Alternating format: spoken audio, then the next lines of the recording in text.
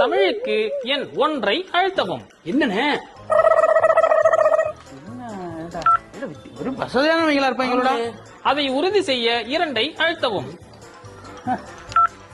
பால்காரன் என்றால் 1 அழுத்தவும். இல்ல இவ்வளவு டிப் டாப்பா பால்காரனாடா வரலாம். தபால்காரன் என்றால் 2 அழுத்தவும்.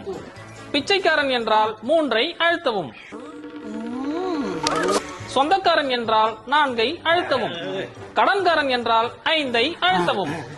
நம்ம கடன்காரன்டானா அவன கடன்காரன்டானா? ஐயோ 1 லட்சத்திற்கு அதிகமாக கடன் கொடுத்தவர் என்றால் 1 அழுத்தவும்.